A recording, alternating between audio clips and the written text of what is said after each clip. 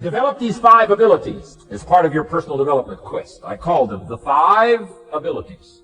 Here's the first one. Develop the ability to absorb, the ability to soak it up like you're doing today. Be like a sponge. Don't miss anything. And not just the words. It's true, don't miss the words, but don't miss the atmosphere. Don't miss the color. Don't miss the scenario. Don't miss what's going on. Most people are just trying to get through the day. Here's what I want you to be committed to do. Learn to get from the day. Don't just get through it, get from it. Learn from it. Let the day teach you. Showing the university of life what a difference that'll make in your future. Commit yourself to learning. Commit yourself to absorbing. Be like a sponge. Get it. Don't miss it. I've got a personal friend of mine who's so gifted in this area. I think he has soaked up and remembers everything that's ever happened to him. He can tell you as a teenager where he was and what he did and what he said and what she said and how they felt and the color of the sky and what was going on that day. And the reason is because he gets it, he gets it, he gets it. I'm telling you, it's more exciting to have him go to Acapulco, come back and tell you about it, than it is to go yourself. He's unbelievable. He's got this extraordinary gift. And why is it? When he's there, he doesn't miss anything. Here's a good phrase for you to jot down. Wherever you are, be there. Be there to absorb it up. Be there to soak it up. Take a picture if you can. But take pictures of your mind. Let your soul and heart take pictures. Get it. Capture it. Absorb it. Such an important ability to develop. The ability to get it. Don't miss it. Don't be casual in getting it. Key phrase. Casualness leads to casualty. Second, learn to respond. The ability to respond means let life touch you. Don't let it kill you, but let it touch you. Let sad things make you sad. Let happy things make you happy. I'm telling you, give in to the emotion. Let the emotion strike you. Not just the words, not just the image. Let the feeling strike you. Let the emotion strike you. Here's what's important. Our emotions need to be as educated as our intellect. Our emotions need to be educated as well as our intellect. It's important to know how to feel. It's important to know how to respond. It's important to let life in. Let it touch you. I'm the greatest guy in the world to take to the movies. I get into a good movie. I want a good movie. Make me laugh, make me cry.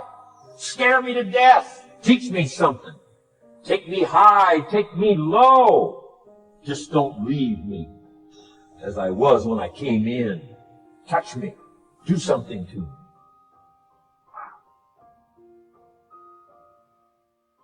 Beginning only lasts so long. If you begin that first week and then you don't continue, yes, you'll be inspired by deciding and planning and beginning.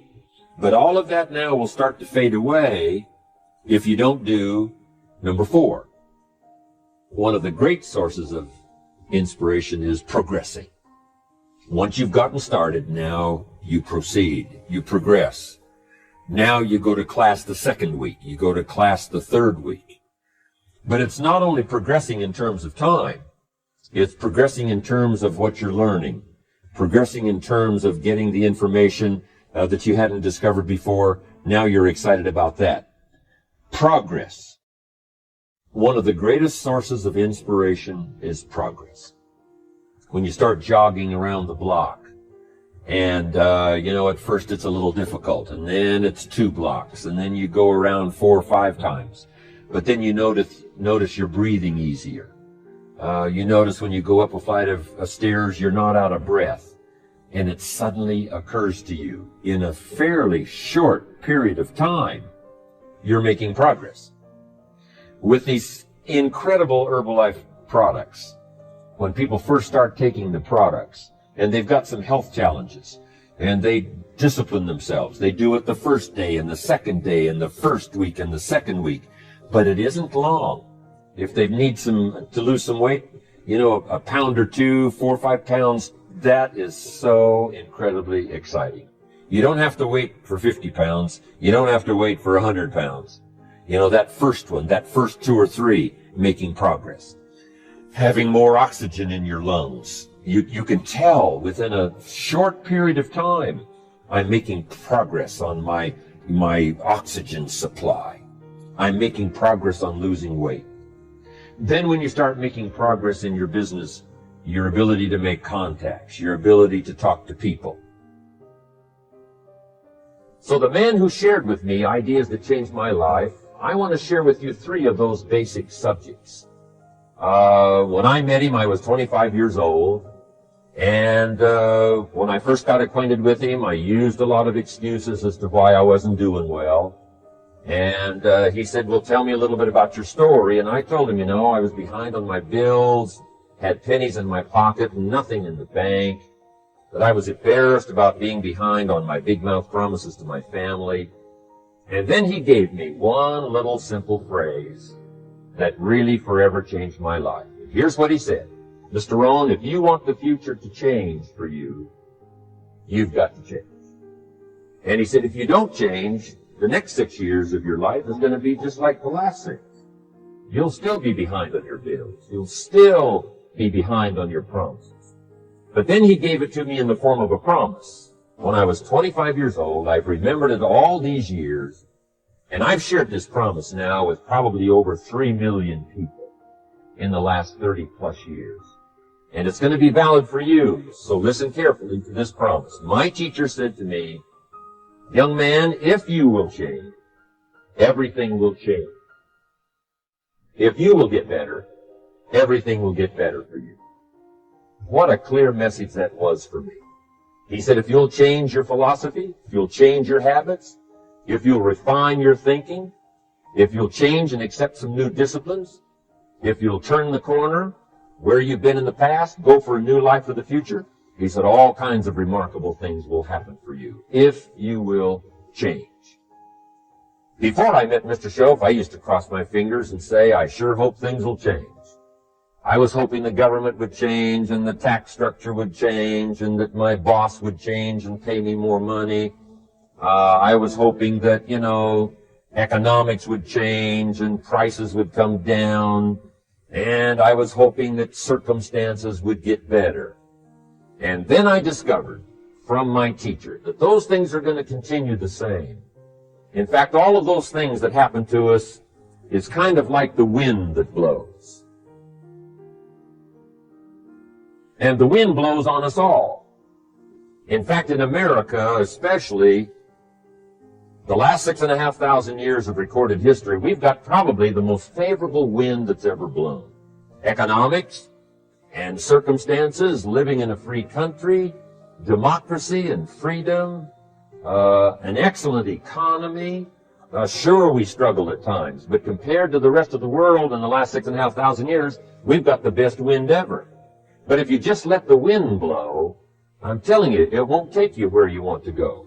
All of us must use this wind to take us to the dreams we've got, to the equities we want, to the money we want, to the income we want, and to all the things we want our life to have. This is where we want to go, and we've got a good wind, but we must not leave our future just to the wind, just to the economy, just to the structure of the way things are happening today. Here's what we must learn to do, and that is set a good sail.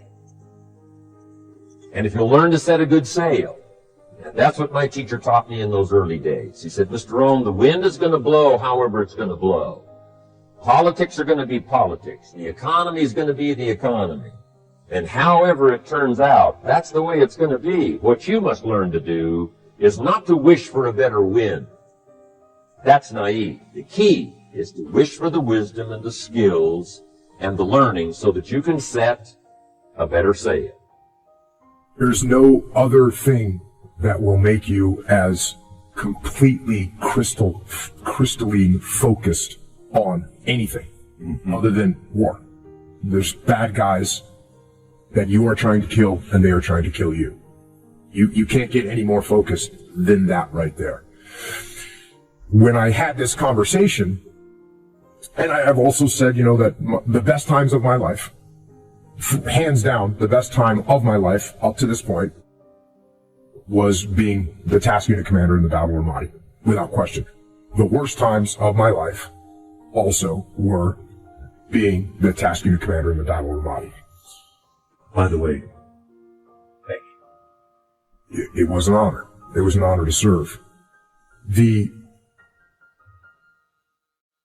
thing that I came away with, and where I ended up in this conversation with this interview that I was doing, was I asked him, I said, have you ever known anyone that's had cancer and bad cancer, and they survived it. And of course he said yes. And I said, what do those people say about cancer? Oftentimes they say, I'm glad I had it. It taught me. Wouldn't go through it again, and I wouldn't wish it on people. I wouldn't go through it again. I wouldn't wish it on anyone, but I'm glad I went through it. I think there definitely are things that one can iterate on, but the core thing is to have a great product, and then you can always improve and iterate on that in all sorts of ways. And I think, even in the tech industry, what's striking is how weak on a quantitative basis so many of the successful companies were. It was just they had a great product, and then years later they were able to optimize it in all sorts of ways. Whereas if you're just trying to optimize and you don't have a great product, I think that rarely works. I think it's always worth asking, where you're going to go with this business.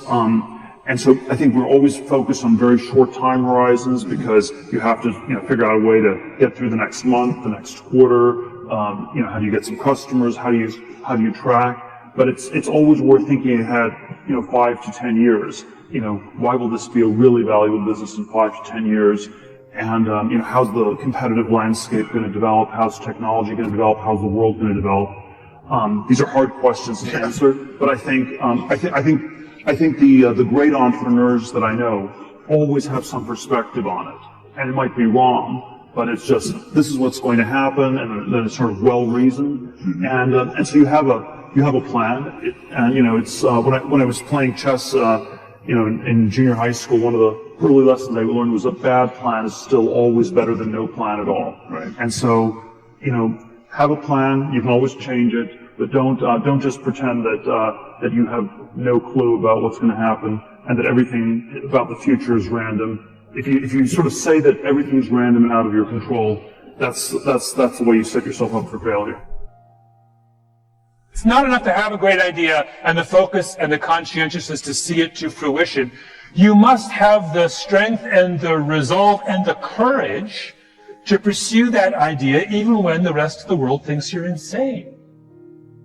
Time and time again, if you look at the stories of extraordinarily important entrepreneurs, there is almost always a moment when they are the only ones who believe in the value of what they do. I tell in my book the story of, my book David and Goliath, the story of Ingvar Kamprad, the guy who founds IKEA. And the crucial moment in the story of IKEA is when he faces a boycott from the other furniture manufacturers in Sweden. And he's about to go out of business. And in desperation, he moves his operations across the Baltic Sea from Sweden to Poland and sets up shop in Poland. And that's what IKEA is. IKEA is essentially furniture shipped flat made in Poland. That's the original elevator pitch for IKEA. What's interesting about that is he does it in 1961. At the height of the Cold War, at a time when East and West, communist world and free world are closer to outright war than at any other time in history, a guy living in the West, Sweden, crosses the pond to Poland, the Iron Curtain, and sets up shop. You cannot imagine what a controversial move that was. That would be like Walmart opening operations in North Korea. Literally, it's on that level of kind of eyebrow raising, you've got to be kidding me, who is this guy kind of thing. But he does it, and he persists, and he turns his back on all those critics. Why? Because he is a deeply disagreeable person. Didn't need people to agree with him, right? And that's how he's able to build IKEA into this extraordinary runaway success story. That's very hard to do. As human beings, we are hardwired to want the approval of our peers. And define what you consider wealthy. Wealth is happiness completely. It's how much you laugh and how much the people you love laugh. And that's really what love is, how much time you spend. Like sending money back to somebody like a child, it's not considered love because kids don't care about money. I remember when I was a child, all I wanted for Christmas was for my parents, for my mom to get back with my dad. And I wasn't able to give that to any one of my children. So I still have work to do. I haven't hit that wealthiness because I haven't been able to take that most important pain to a child and take that away from my children. I haven't broke that cycle. That would be wealth. If my children don't have to pick a side, if they don't have to watch us fight, if they don't have to tune out because they don't want to hear us argue. You know what I'm saying? What's going to be the secret there? What have you Finding learned that you'll apply? the right woman for the right reason. So it's great because I was really able to recognize it in Raquel. But I was like, nah, this time I'm staying. We're doing everything together. Like I enjoy this too much. So it's always looking at it from my kid's perspective, my woman's perspective. I think I've learned to take my eyeballs out of my head and put it in theirs for a second to see what they see and what would make them comfortable over me. As a boss, your job is to think about your business and your staff before you think about yourself. It's the same thing a dad does, or the head of a family. So I guess me being conscious of these things at 47, being evolved enough to take the time to appreciate that's to me as wealth. You know, uncompromised, great quality of living. Like, I prefer not to live in a house that's not big and all the luxuries that I've worked so hard to get. But I think every circumstance Raquel and I have been in, we've been equally happy, whether it's a big house or a studio apartment. See, grace is available to everybody. It's like sunlight. Sunlight is available to everybody, but only those who open their eyes will see. That's the way it is. But is it not there? Is it there only for me, not for you? There's no such thing. It's available for everybody. It's just that, are you receptive? When we talk about receptivity, see, the entire process of yoga, the word yoga itself means this. The word yoga means union. Union means what? Right now in most people's experience, it is me versus universe. This is how people are experiencing life. Otherwise, why continuous anxiety, fear? They think they are fighting for their life all the time. Why? They are fighting the whole universe. Individual and the universal. Being in competition with the universe is a stupid thing to do. As we come to the end of this Jim Rohn motivational video, we hope that you've been inspired and motivated to take action towards achieving your goals. Jim's teachings have always been focused on personal growth, and in this video, he shared with us the 5 essential abilities you need to master to be successful in life. We encourage you to continue learning and implementing these abilities in your life so that you can become the best version of yourself and create the life you truly desire. Remember, success is not a destination, it's a journey, and it's up to you to take the necessary steps to make your journey a success. Thank you for watching, and we wish you all the best on your journey towards success.